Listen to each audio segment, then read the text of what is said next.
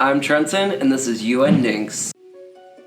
So, it was back in end of 2021, beginning of 2022. You know, I'm still senior in high school, looking for a place to go to college. I was looking for, a film program, as well as, something that I'd band, because those were some of my highest priorities. But then also, I really wanted to go somewhere with esports. One day, my mom just happened to bring up UNT of all places, and I looked into it a little more, and it was starting to check all the boxes, so I applied, almost instantly got in UNT, and then I was doing more research and I found that they had an esports team, and they had a league team as well. In January or something like that, I went on the website, I found it was submit this form to apply, so I'm over there typing, I'm just I think at the time I recently hit Masters finally, so I'm just I can put that on there.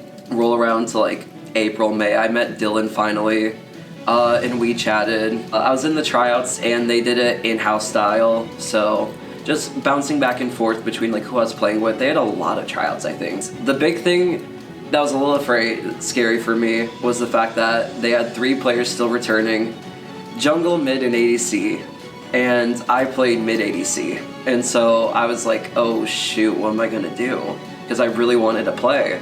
And I'm looking at my options and it's well, I did play support for a brief period of time back in the day. I spammed Soraka, Blitzcrank, all the fun stuff, and so I told him I'll try out for support, why not? Pretty soon after tryouts ended, I got messaged fairly quickly saying that they wanted me to be support. The rest was history. That's how I honestly got even into the program on the team, was just researching one day and applying, and then boom, I role swapped to support for my first year. I think I've been playing for 11 years now, which is quite a bit. I think I was still 10 years old when I started playing. Riot, don't ban me. I promise I'm above the age of 13 and I followed the summoner's code. But at the time, it was just I watched my dad play. He really got me into League. He would always play with his friends. And I mean, little me was watching him and I was I really want to play. And he told me no. After constant pestering, he finally was okay, we'll make you an account. But the thing is, it was still kind of locked under him because he knew the password and I didn't. And so it's just over time, just slowly playing more and more. And I think I started placements in bronze 4. But after that, I started to rank up. I made silver, and then I made gold, and that was for me a huge achievement because I was just I'm better than half the player base. And it was just one of those things where year after year I just kept putting more and more time into it, and I mean I just kept climbing, and it eventually got to where I was in high school and I hit Diamond for the first time. And back in Wiley they were still creating an esports program, so then by the time it was my junior year we actually had a full functioning esports club, and that led me to finally being able to compete. And then eventually hitting Masters and ending up here. Each year honestly had some sort of highlight. My freshman year was honestly making the playoffs again, because that was the first time that League even made the playoffs, was the year right before me. And so for me it was oh, that's something I really want to make and see how far I can get, and the fact that we're able to make that the first year I'm here really meant a lot to me. And even last year,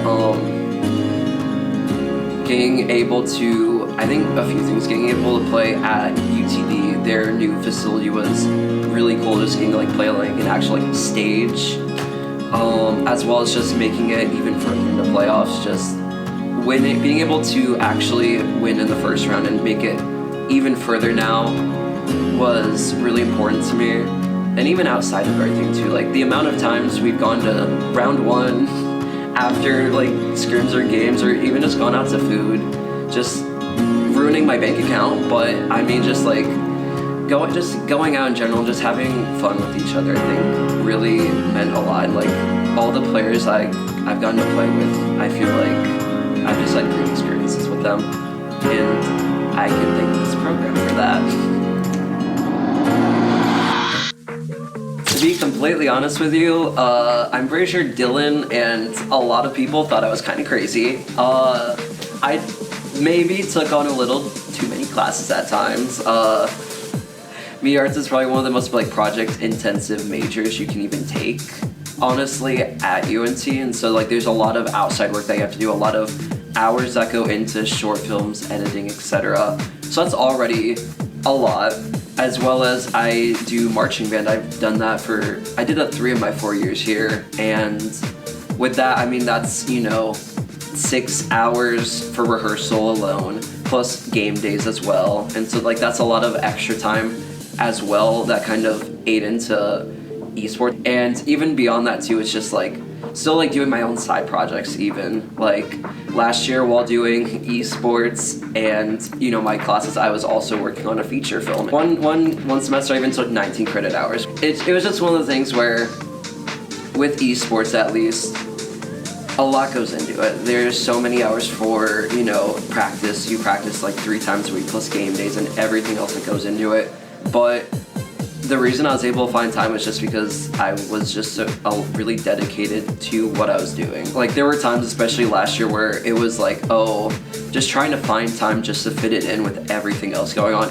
Ultimately, at the end of the day, it's like I am holding myself to certain standards and I want to make sure that I uphold those standards. It also just came from a place of not wanting to let my team down. Like I wanted to make sure that I was always performing the best that I could be so that everyone else could rely on me no matter what. Even sometimes if I didn't get sleep as much or staying up late nights and everything, for me, I think ultimately I was able to find some sort of balance that worked with my schedule. It didn't leave me with a lot of extra free time, but I wouldn't have it any other way.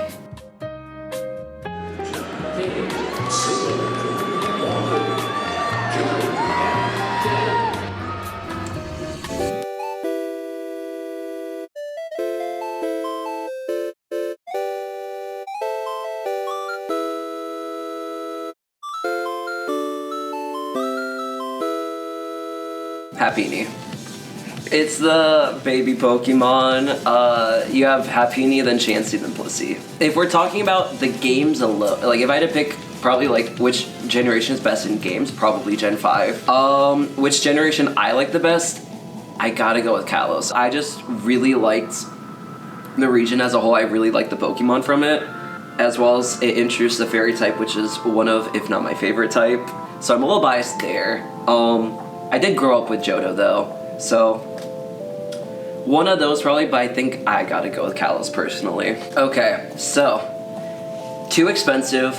It is fun. I do understand why people are clouding on the graphics though. The graphics aren't bad, but for like a $60, $70 game, and we've seen what is on the Switch already, like it could be better. I haven't finished it yet, and I do think it's stupid that they announced a DLC when the game came out. Like, give me time to actually play the game. In general, I'm having a lot of fun with it. I love the new Megas so far. I was even able to mostly avoid spoilers, and so just getting to see some of the Megas for the first time was a really great experience. So overall, it's been a lot of fun so far, and I'm really looking forward to the DLC. I wish I knew what's next, to be completely honest with you. Right now, at least, I'm just looking for a job, as a lot of people graduating college right now. I'm a film major, media major, and so I'm really looking towards that industry right now. Just kind of anywhere I can really find work, to be honest. And I will say, if possible, I'd love to continue in esports as well. I've looked into trying to, maybe apply for like production jobs in esports or stuff like that, because at the end of the day, I still really love everything around esports. I still love this game, and just in general, looking for any type of work I can get in that would be really fulfilling for me.